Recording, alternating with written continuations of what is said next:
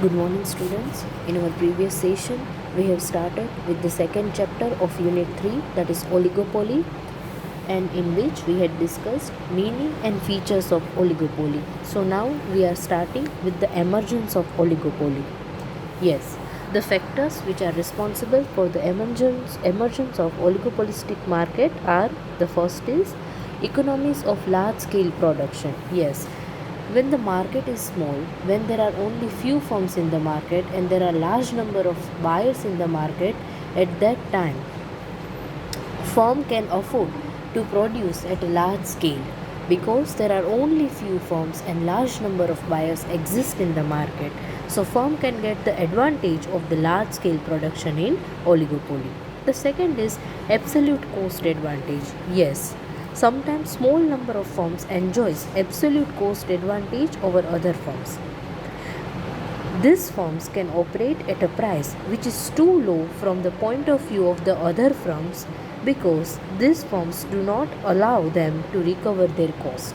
ઘણી એવી ફોર્મ હોય છે કે એટલી પ્રાઇઝે પ્રોડક્શન કરી શકે ને કે બીજી ફોર્મ તો છે ને એને એટલી કોસ્ટથી પણ પ્રોડક્શન ન થાય, એની પ્રાઇસ કરતાં વધારે તો બીજી ફોર્મની કોસ્ટ હોય. તો આવું ક્યારે પોસિબલ થાય? જ્યારે કોઈ પણ ફોર્મ પાસે એબ્સોલ્યુટ કોસ્ટ એડવાન્ટેજ હોય ત્યારે. The third is capital requirement. Sometimes capital requirements are quite large to enter in the industry. I want to enter into the industry, but એની માટે મારે લાર્જ ફંડની રિક્વાયરમેન્ટ છે, પૈસાની રિક્વાયરમેન્ટ છે, like 2 to 3 crores.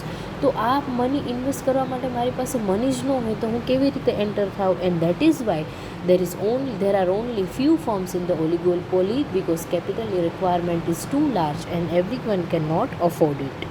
The second is mergers. Yes, sometimes mergers of the firm in the industry is induced by the profit possibilities resulting from elimination of the competition. Yes, ઘણી બધી form છે એકબીજા સાથે merge થઈ જાય તો શું થાય કે પહેલાં કદાચ 15 ફોર્મ્સ હોય અને 5 ફોર્મ્સ મર્જ થઈ જાય તો માર્કેટમાં ખાલી 3 ફોર્મ્સ જ રહે. એનો મતલબ એમ કે જ્યારે ફોર્મ્સ છે એકબીજામાં મર્જ થઈ જાય તો એને લીધે ઓલિગોપોલી છે એ કદાચ માર્કેટમાં આવી ગઈ હોય. The fifth point is product differentiation. In some cases, product differentiation provides an important advantage to certain firms which manage to control a large proportion of the total sales. Yes, દરેક પ્રોડક્ટ છે એ એક સરખી ન હોય. Product differentiation હોય ને એને લીધે અમુક ફર્મ છે એ માર્કેટનું જે ટોટલ સેલ્સ છે એનું લાર્જ પ્રપોર્શન છે એ પોતે જ કવર કરી લેતી હોય છે. એનું રીઝન એવું છે કે બીજી ફર્મ કરતાં પોતાની પ્રોડક્ટ છે એ કાંઈક ડિફરન્ટ છે. So it is about the emergence of the oligopoly. The next point is problems of pricing. Yes, there are number of problems of pricing in the oligopoly.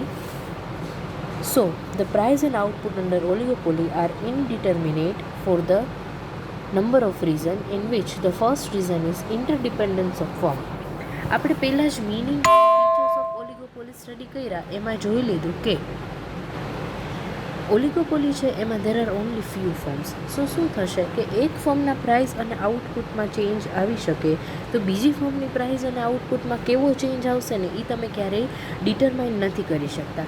Suppose એક firm છે ને એ price increase કરે છે તો બીજી firm price increase ન પણ કરે, એક ફર્મ પ્રાઇસ રિડ્યુસ કરે છે તો બીજી ફર્મ છે એ પ્રાઇસ રિડ્યુસ ન પણ કરે.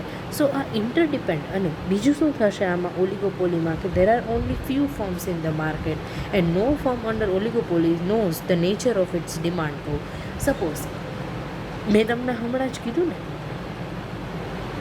કે એક ફર્મ છે એના પ્રાઇસ આઉટપુટનું રિએક્શન છે એ ડેફિનેટલી બીજી ફર્મ ઉપર આવતું હોય છે. અને એટલે જ જે ઓલિગોપોલી ફર્મ છે એનું ઇન્ટરડિપેન્ડન્સ છે એકબીજા ઉપર છે એ ઇન્ટરડિપેન્ડન્ટ રહે છે. Because no firm can predict કે પોતાની રાઇવલ ફર્મ છે એ પોતાના પ્રાઇસ આઉટપુટમાં ચેન્જ કરે છે તો રાઇવલ ફર્મ કેવું ચેન્જ કરશે એ કોઈ પ્રિડિક્શન કરી શકતા નથી. The second point is inherent uncertainties. Yes, interdependence of firms creates uncertainties in oligopolistic market. Yes, બધી ફર્મ એકબીજા ઉપર ડિપેન્ડન્ટ રહે છે ને એટલે જ ઓલિગોપોલિસ્ટિક માર્કેટમાં ઇન્ટરડિપેન્ડન્સ ક્રિએટ થાય છે. કદાચ એવું બની શકે કે જેટલી પણ રાઇવલ ફર્મ છે માર્કેટમાં એ બધા એવું ડિસાઇડ કરી લે કે આપણે કોઓપરેશનથી વર્ક કરવું છે અને બધાનો જે ઓબ્જેક્ટિવ છે એને કેવી રીતે અચીવ કરવો એ વર્ક કરવું છે. તો આજે એકબીજા પ્રત્યે ફાઇટ થાય છે ને, જે રાઇવલરી એ ક્રિએટ ન થાય. કાં તો બધા એવું ડિસાઇડ કરે કે બધા એકબીજા સાથે કોઓપરેટ કરીને વર્ક કરશું, અને કાં એવું ડિસાઇડ કરે કે they will fight till death. એટલે ડેથનો મતલબ અહીંયા એવો હોય કે કંપની જ્યાં સુધી માર્કેટમાંથી નીકળી ન જાય ત્યાં સુધી કોમ્પિટિશન એકબીજા વચ્ચે થાય. અને કદાચ એવું પણ બને કે જો ફર્મ છે એ એગ્રીમેન્ટમાં એન્ટર થઈ જાય, પણ આ એગ્રીમેન્ટ ક્યારે બ્રેક થઈ જાય કે આપણે દરેક ફર્મે એવું ડિસાઇડ કર્યું કે હવે આપણે પ્રાઇસ કોમ્પિટિશન નથી કરવું, એક ફર્મ જેવું ડિસિઝન લેશે એને બીજી બધી ફર્મ ફોલો કરશે પ્રાઇસ અને આઉટપુટ રિલેટેડ. પણ કદાચ કોઈ ફર્મ વચ્ચેથી એવું ડિસાઇડ કરે કે નહીં, હવે આપણે આ ફર્મને ફોલો નથી કરવી, આપણે આપણી પોતાની પ્રાઇસ ડિટરમાઇન કરવી છે, તો આ જે એગ્રીમેન્ટ છે એ કન્ટિન્યુ ન થઈ શકે. So we can say that uncertainties are there in oligopoly. The third point is questionable validity of the profit maximizing assumption. Yes, profit maximize થશે કે નહીં એ વસ્તુ અહીંયા ક્વેશ્ચન માર્ક છે. In the neoclassical price theory, profit maximizing assumptions provide a definite solution of price and output determination in the markets other than oligopoly. But under oligopoly, the validity of the assumption of the profit maximization is questionable. ઓલિગોપોલી સિવાય કોઈ પણ માર્કેટની વાત કરો ને, perfect competition છે, monopoly છે, મોનોપોલિસ્ટિક છે, તો એમાં કદાચ પ્રોફિટ મેક્સિમાઇઝેશન છે ને એ તમે એને અઝમ્પશન છે એ તમે વેલિડ કહી શકો. પણ ઓલિગોપોલીમાં આ અઝમ્પશન કેટલું વેલિડ છે ને એની ઉપર એક ક્વેશ્ચન માર્ક છે. Desire for secure profit is more important than desire for maximum profit. Yes, આ વસ્તુ છે કે સિક્યોર પ્રોફિટ, કે તમે માર્કેટમાં સર્વાઈવ કરી શકો ને એટલો પ્રોફિટ થાય ને, એ મેક્સિમમ પ્રોફિટ કરતાં વધારે ઇમ્પોર્ટન્ટ વસ્તુ છે. And modern business firms at sales revenue maximisation rather than profit maximisation. Modern જે બિઝનેસ છે ને એનો એમ શું હોય છે? રેવન્યુ મેક્સિમાઇઝેશન, પ્રોફિટ મેક્સિમાઇઝેશન નહીં, કે સેલ્સ ઇન્કમ છે ને એ કેવી રીતે વધારે ને વધારે થાય. હવેની જે મોડર્ન બિઝનેસ છે ને એ પ્રોફિટ મેક્સિમાઇઝેશન ઉપર ફોકસ નથી કરતા, but they focus on the sales revenue maximisation. And in spite of this problem, some economists have attempted to present determinate solution regarding price output under oligopoly, and these solutions may be divided into 4 groups. Yes, ઘણા economist છે એ ઓલિગોપોલીમાં આ price output decision કેવી રીતે આપવું એની માટે solution આપ્યું છે. તો એના 4 સોલ્યુશન છે. In that first is ignoring interdependence. એટલે દરેક ફર્મ છે ને એકબીજા ઉપર ડિપેન્ડન્ટ છે ને એ તમારે ઇગ્નોર જ કરી દેવાનું. ફર્મ છે એ પોતાનું જ પ્રાઇસ અને આઉટપુટનું લેવલ છે એ ડિસાઇડ કરી દેશે. એ એવું વિચારશે જ નહીં કે આ મારા પ્રાઇસ આઉટપુટ ડિસિઝનથી બીજી કોઈ ફર્મ છે એને કાંઈ એફેક્ટ થાય છે. The second point is predicting rival firms' reaction. Yes. See, for example, if I am going to reduce the price of my product, what will my rival firm will do? That I will predict. કે હું મારી પ્રાઇસની product decrease કરીશ તો મારી rival firm છે, competitive firm છે, એ decrease કરશે કે નહીં એવું પ્રિડિક્શન કરી લો ને તો તમે ઇઝીલી પ્રાઇસ અને આઉટપુટ ડિસાઇડ કરી શકો. એ પ્રિડિક્શન કેવી રીતે થાય? પાસ્ટ ડેટા ઉપરથી, કે પાસ્ટમાં એક ફર્મે પ્રાઇસ ડિક્રીઝ કરી હતી તો બીજી ફર્મે કરી હતી કે નહીં, કોઈ એક ફર્મે પ્રાઇસ ઇન્ક્રીઝ કરી હતી તો બીજી ફર્મે પ્રાઇસ ઇન્ક્રીઝ કરી હતી કે નહીં. તો આવા જે પાસ્ટ કેસીસ છે એના બેઝ ઉપરથી આવા ડિસિઝન લઈ શકાય. The third is collusion. Yes, if all the firms enter into an agreement and form a cartel, that is association, to avoid competition, the market demand curve in oligopoly will become the cartel's demand curve, that is demand curve of the whole association, which enables to know a determinate level of price and output of the industry. દરેક જેટલી પણ firm છે ને માર્કેટમાં એ એમ decide કરી લે કે price અને આઉટપુટ એક ફર્મ ડિસાઇડ કરશે એ બધી જ ફર્મના પ્રાઇસ આઉટપુટ સેમ રહેશે તો એક ડિટર્મિનેટ ડિમાન્ડ કર્વ છે એ મળી જાય. The fourth point is reacting to optimal moves by the competitors. Yes, તમારા કોમ્પિટિટર્સ છે એ કઈ ટાઈપના મૂવ્સ કરશે તમારા પ્રાઇસ આઉટપુટ ચેન્જીસમાં, એને તમારે કેવી રીતે રિએક્ટ કરવાનું ને એની માટે સ્ટ્રેટેજીસ પ્રિપેર કરો. Prepare on defences and counter moves accordingly. આ વસ્તુ છે એ તમે એવી જ રીતે અઝ્યુમ કરી શકો કે એક રાઇવલ ફર્મ છે એણે પોતાના પ્રાઇસ આઉટપુટના આટલા ચેન્જીસ કર્યા, એની સ્ટ્રેટેજી શું છે, અત્યાર સુધી કેવી રીતે બીજી ફર્મના પ્રાઇસ આઉટપુટ ડિસિઝન ઉપર રિએક્ટ કરે છે, એના બેઝડ ઉપર તમે એક સ્ટ્રેટેજી પ્રિપેર કરી અને ફાઇટ કરી શકો. સો it is about the problems of pricing. Now next point is king demand curve model. Yes, હવે ઓલિગોપોલીનું જે ડિમાન્ડ કર્વ છે ને એ કિંગ ડિમાન્ડ કર્વ છે. તો આ કિંગ ડિમાન્ડ કર્વ શું કામ છે, એની માટે આ જે ઓલિગોપોલી માર્કેટ છે ને, ઓલિગોપોલિસ્ટિક એક આખી થિયરી ઉપર વર્ક કરે છે. And this theory is that an oligopolistic firm faces a king demand curve on the assumption that if it raises its price, its rival firm will not raise their prices. But if it lowers its price, they will definitely lower their price. આ theory ઉપર ઓલિગોપોલી છે એ work કરે છે. આ થિયરીનો meaning શું થયો કે જો હું મારી પ્રાઇસ ઇન્ક્રીઝ કરીશ ને તો મારી કોમ્પિટિટિંગ રાઇવલ ફર્મ છે ને એ પ્રાઇસ ઇન્ક્રીઝ નહીં કરે. તો એનો મતલબ શું થયો કે ઓટોમેટિકલી મારી પ્રાઇસ છે એ હાઈ થઈ ગઈ અને રાઇવલ ફર્મની પ્રાઇસ છે એ ડિક્રીઝ થઈ ગઈ. અને જો હું મારી પ્રોડક્ટની પ્રાઇસ ડિક્રીઝ કરીશ તો મારી જે રાઇવલ ફર્મ છે એ ડેફિનેટલી પ્રોડક્ટની પ્રાઇસ ડિક્રીઝ કરશે. So the result in a kink is the demand curve at the prevailing price.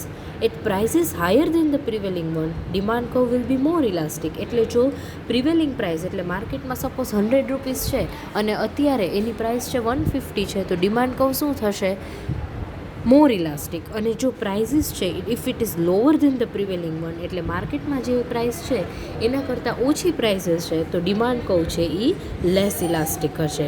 You can see in this demand curve on x-axis there is output and on y-axis there is prices. Point A shows the kink. This kink shows that if a firm raises its price slightly higher than the prevailing market price, then its demand will reduce. એટલે જો prevailing market price છે ને અહીંયા OP છે, હવે જો firm છે ને OPમાંથી પ્રાઇસ ઇન્ક્રીઝ કરીને OB કરી દેશે તો એની ડિમાન્ડ છે ને એકદમ ડિક્રીઝ થઈ જશે. અને જો પ્રાઇસ છે એ પ્રિવેલિંગ માર્કેટ કરતાં ડિક્રીઝ કરશે તો શું થશે કે એની સેલ્સ છે એ ઇન્ક્રીઝ થઈ જશે, બટ સ્લાઇટલી જ ઇન્ક્રીઝ થશે because its rival also reduces its price. કારણ કે રાઇવલ ફર્મ જો તમે પ્રાઇસ ઇન્ક્રીઝ કરશો તો તમારી રાઇવલ ફર્મ છે પ્રાઇસ ઇન્ક્રીઝ નહીં કરે, તો શું થયું કે તમારા બધા કસ્ટમર છે એ શિફ્ટ થઈને બીજી ફર્મ પાસે વહી જશે. બટ જો તમે પ્રાઇસને ડિક્રીઝ કરશો તો તમારી રાઇવલ ફર્મ એ ડિક્રીઝ કરશે. ઇટ મીન્સ કે તમે તમારી રાઇવલ ફર્મના કસ્ટમર્સને અટ્રેક્ટ કરી શકશો નહીં. And that is Y there is a kink in the demand curve. This kink means what, twist, sharp, એક વેવ કહી શકો. એટલે જે મોર ઇલાસ્ટિક છે ને એ શું બતાવે છે, it is the situation when MC is less than MR. અને after point A to D જો B એ ડિમાન્ડ કર્વ છે ને એ બતાવે છે કે MR is greater than MC. અને AD જે ડિમાન્ડ કર્વ છે એ શું બતાવે છે, MC is greater than MR. તો જો MC is less than MR હોય તો ફર્મ આઉટપુટ ઇન્ક્રીઝ કરશે, but if MC is greater than MR at that time firm will reduce the output. And that is why it is the point A where marginal cost becomes equals to marginal revenue and the firm will produce output at the level OC. Now here is the another diagram which shows that the demand curve in the oligopolistic market is indeterminate. હવે જો kink demand કહું તો આપણને મળી ગયું that is A, E અને D. એ આપણને મળી ગયું કે પ્રોડક્શન છે એ ફર્મ પોઈન્ટ E ઉપર MC is equals to MR થાય છે તો પોઈન્ટ E ઉપર that is OF output produce થશે. તો એ આપણો AR કહું છે. પણ અહીંયા MR કહું છે ને એ અહીંયા વચ્ચેથી સ્પ્લિટ થઈ જાય છે. એનું રીઝન શું છે કે ઉપરનો કહું મોર ઇલાસ્ટિક હતો એટલે ફર્મે જો પ્રાઇસ ઇન્ક્રીઝ કરી તો ડિમાન્ડ છે એ સારી અમાઉન્ટથી ડિક્રીઝ થઈ જશે, સેલ્સ ડિક્રીઝ થઈ જશે. બટ જો પ્રાઇસ ડિક્રીઝ કરશે તો સેલ્સ ઇન્ક્રીઝ નહીં થાય. એટલે જે ડિમાન્ડ કહું છે ને ફર્મનો એ ક્યાંક આ B અને Cની વચ્ચે દેટ ઇઝ MC1, MC2 અને MC3 આ ત્રણમાંથી કોઈ એક કર્વ છે, માર્જિનલ કોસ્ટ કર્વ છે, એ ડિટરમાઇન થશે. એટલે જ ઓલિગોપોલીમાં જ્યારે તમારી રાઇવલ ફર્મનું બિહેવિયર છે, રિસ્પોન્સ છે એ પ્રિડિક્ટેબલ ન હોય, at that time it happens that MC could be any of the three in the middle of the એટલે આપણે શું કરીએ છીએ કે જ્યાં એમસી કહો એમઆરને કટ કરે ત્યાં પ્રોડક્શન થાય. બટ અહીંયા તમારી રાઇવલ ફર્મ શું ડિસિશન લેશે અને તમારા પ્રાઇસ આઉટપુટથી કેવી ઇમ્પેક્ટ આવશે એ ડિટરમાઇન્ડ જ નથી. એન્ડ દેટ ઇઝ વાય આજે ડિમાન્ડ એમસી કહું છે અહીંયા ઇનડિટર્મિનેટ છે. And that is why it is known as the kinked demand કહું.